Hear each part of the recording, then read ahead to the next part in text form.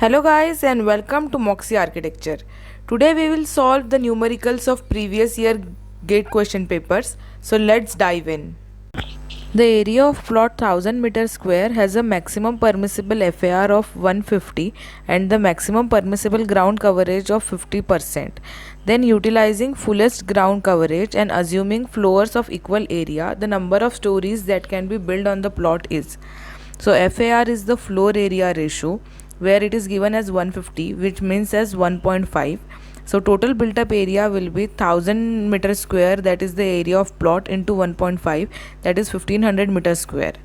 Total ground coverage is 50%. So 50% of 1000 is 500 meter square. So the total number of floors will be 15,000 divided by 500, that is 3 numbers of floors.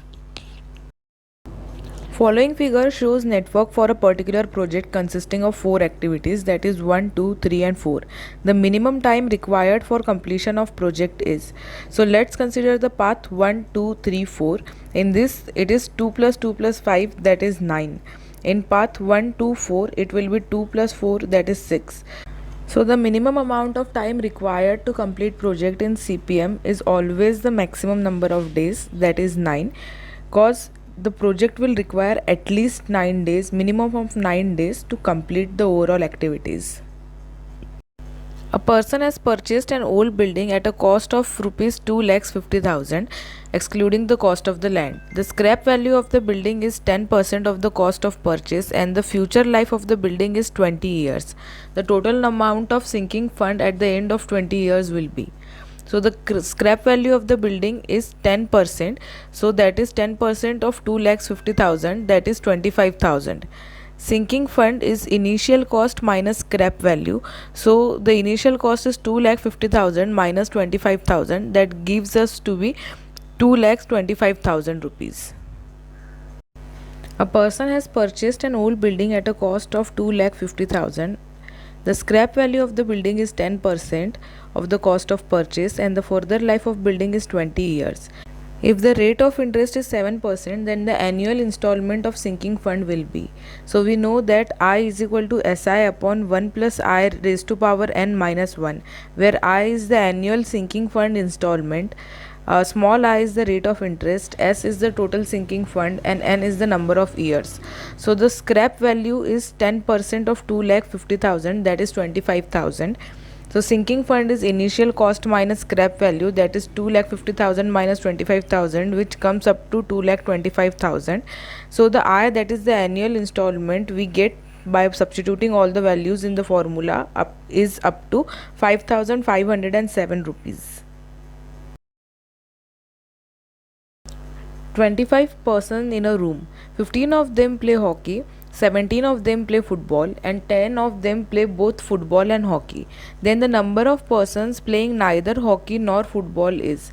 So consider that this is the group of people that play hockey, which is 15, and this is the group of people that play football, that is 17. But there are people who play both, so intersecting this we get that there are 10 number of people who play both of the sports. So the number of people playing either sport is 15 plus 17 minus 10, as this 10 is common in both group. Hence we get as 22 people. So the number of people playing neither sport will be 25 minus 22, that is 3 people. 5 skilled workers can build a wall in 20 days. 8 semi-skilled workers can build a wall in 25 days. 10 unskilled workers can build a wall in 30 days. If a team of 2 skilled, 6 semi-skilled and 5 unskilled workers, then how many days will it take to complete the wall? So one skilled worker can build a wall in 5 into 20, that is 100 days. Means one skilled worker can complete 1 by 100 wall per day. One semi-skilled worker can build wall in 200 days, that is the semi-skilled worker can complete 1 by 200 wall per day. One unskilled worker can build wall in 300 days, means one unskilled worker can complete 1 by 300 wall per day. So given the number of workers, we get that it will take 20, they can build 20 by 300 walls per day. So the days required to complete the wall will be 300 by 20, that is 15 days. A simply supported beam of length L carries a concentrated load of intensity P at its center. The bending moment at the center of the beam will be. So consider this as the beam which is simply supported on the two ends. The length of the beam is L and the load is P on the center. So the shear stress on both of the end will be P by 2, and the bending movement, that is in positive, that will be PL by 4. A commercial plot measures 100 into 80 meter. If the permissible FSI is 3 and 50% of ground is covered, then the maximum number of floors that can be built is. So the area of plot will be 100 into 80, that is 8000 meter square. The built up area, the FSI is given 3, so it will be 8000 into 3, that is 24,000 meter square. Ground floor coverage is 50%, so 50% of 8000 is 4000 meter square. So total number of floors will be 24,000 divided by 4000, that is 6 number of floors. A microwave oven 3 kilowatt rating is operated for 30 minutes. A hot water geyser of 1 kilowatt rating is operated for 15 minutes, and 5 fluorescent lamp of 60 watts are operated for 6 hours. The total power consumption in kilowatt hour will be. So the power consumed by microwave is 3 into, as it works for 30 minutes, so it is half hour, 1 by 2 is equal to 1.5 kilowatt hour. Power consumed by water geyser is 1 into, as it works for 15 minutes, it is 1/4 hour is equal to 0.25 kilowatt hour. Power consumed by lamps, as there are 5 number of lamps, 5 into 60, at 60 is given in watt, we have to convert it in kilowatt by dividing it by 1000 into it work for 6 hour is equal to 1.8 kilowatt hour. So the total power consumption is the addition of all this, which comes up to 3.55 kilowatt hour. A site has 6 contour lines, and the length of the line joining the midpoint of the highest contour and the lowest contour is 300 meter.